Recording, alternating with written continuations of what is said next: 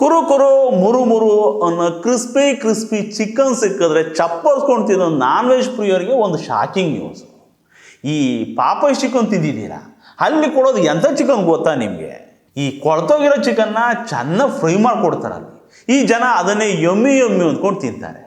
ನಮ್ಮ ಆರ್ ನಗರ ಆರ್ಚ್ ಹತ್ರ ಗೋಪಾಲನ್ ಮಾಲ್ ಇದೆಯಲ್ಲ, ಅದರೊಳಗಡೆ ಒಂದು ಪಾಪೈಸ್ದು ಔಟ್ಲೆಟ್ ಇದೆ. ಅಲ್ಲೊಬ್ರು ಕಸ್ಟಮರು ಚಿಕನ್ ಆರ್ಡರ್ ಮಾಡಿ ತಿನ್ನೋಣ ಅಂತ ಮೂತಿ ಹತ್ರ ತಗೊಂಡೋದ್ರೆ ಗಬ್ಬು ವಾಸನೆ. ಇದೇಂದ್ರೆ ಈ ಕರ್ಮ ಅಂತ ಅಲ್ಲಿ ಕೆಲಸ ಮಾಡೋ ಹುಡುಗನ್ನೇ ಕರೆದುಬಿಟ್ಟು ಮೂಸ್ ನೋಡ್ಸವ್ರೆ. ಬ್ರೇಕ್ ಮಾಡಿದ್ರೆ ಸ್ಮೆಲ್ ಬರ್ತಿದ್ಯಾ ಕೇಳಿದ್ರೆ ಈ ಹುಡುಗ ಹೇಳೋದನ್ನ. ಚಿಕನ್ ಹಾಳಾಗೋಗಿದ್ರು ಎಣ್ಣೆಗೆ ಹಾಕ್ಬಿಟ್ಟು ಚೆನ್ನಾಗಿ ರೋಸ್ಟ್ ಮಾಡಿದ್ರೆ ಸ್ಮೆಲ್ಲೇ ಬರಲ್ಲ. ಹಿಂಗೆ ಡೀಪ್ ಫ್ರೈ ಮಾಡಿದ್ಮೇಲೂ ಸ್ಮೆಲ್ ಬರುತ್ತೆ ಅಂದರೆ ಅದು ಇನ್ಯಾವ ರೇಂಜಿಗೆ ಕೆಟ್ಟೋಗಿರ್ಬೇಡ ಈ ಚಿಕನ್.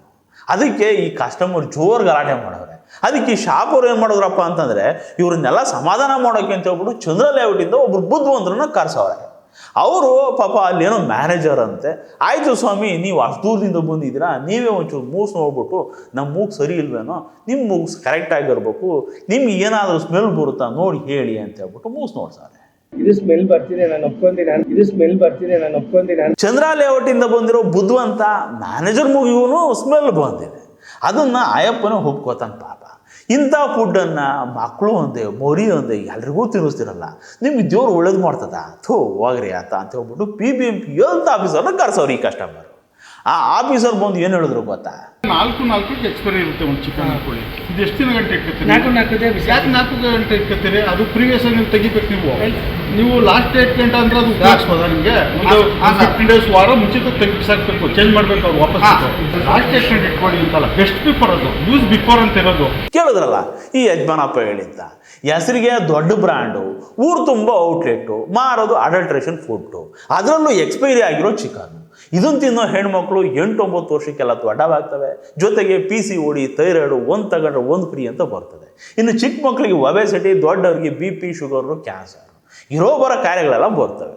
ಡಸ್ಟ್ಬಿನ್ನಿಗೆ ಹಾಕೋದನ್ನು ಹೊಟ್ಟೆ ಹಾಕೊಂಡ್ರೆ ಕಾಯಿಲೆ ಬರುತ್ತೆ, ಇನ್ನೇನು ಬರುತ್ತೆ ಹೇಳಿ? ಎಕ್ಸ್ಪೈರ್ ಆಗಿರೋ ಚಿಕನ್ನ ಕವರ್ಲಿರುತ್ತಲ್ಲ, ಡಸ್ಟ್ಬಿನ್ ಹಾಕಿರ್ತಾರಲ್ಲ, ಅದನ್ನು ನೈಟ್ ಶಿಫ್ಟ್ ಅವ್ರು ಆಗ್ತದೆ ಡಿಸ್ಪೋಸ್ ಮಾಡಬೇಕಲ್ವಾ? ಅದು ಬೆಳಗ್ಗೆವರೆಗೆ ಏನಕ್ಕಿತ್ತು, ಅದನ್ನು ಯೂಸ್ ಮಾಡ್ತಿರಲ್ವ ನೀವುಗಳು? ಮತ್ತೆ ಸರ್, ಅದು ಅವರು ಡಸ್ಟ್ಬಿನ್ ಹಾಕಿರ್ತಾರೆ. ಯಾಕೆಂದ್ರೆ ನಾವು ಯೂಸ್ ಮಾಡಬೇಕು ಅಂದ್ರೆ ನಾವು ಬೇಡ ಅಂದ್ರೂ ನಾವು ಹೇಳಿದಷ್ಟು ಮಾಡಿ ತೊಗೊಂಡು ಮಾಡಿ. ಆ ಡಸ್ಟ್ಬಿನ್ ಅನ್ನು ಎತ್ಕೊಂಡಾಗ ಮತ್ತೆ ಮಾಡಿ ಅಂತ ಹೇಳ್ತಾರೆ. Sir ಕೇಳಿಸ sir? ಕೇಳಿಸ್ಕೊಂಡ್ರ ಈ ಅಕ್ಕ ಹೇಳೋದನ್ನ? ಇವರು ಕಸ್ಟಮರ್ ಕೊಡೋ ಚಿಕನ್ನೇ ಓಲ್ಡ್ ಸ್ಟಾಕು, ಅದನ್ನೇ ತಿಂಗಳುಗಟ್ಟಲೆ ಫ್ರೀಸರಲ್ಲಿ ಇಟ್ಕೊಂಡು ನಮಗೆ ಬೇಯಿಸಿ ಕೊಡ್ತಾರೆ. ಅದೇ ಡೇಂಜರು. ಅಂಥದ್ರಲ್ಲಿ ಇವರು ಡಸ್ಟ್ಬಿನ್ಗೆ ಬಿಸಾಕಿರೋ ಕೊಳತ ನಾರ ಚಿಕನ್ನ ವಾಪಸ್ ಎತ್ಕೊಂಡು ಬಂದು ಕಸ್ಟಮರಿಗೆ ಬೇಯಿಸ್ಕೊಡ್ತಾರೆ. ಬಡಿರಿ ಅಲ್ಲಿಗೆ ಹೊಡಿರಿ ಪೋಲ್ಟಿ.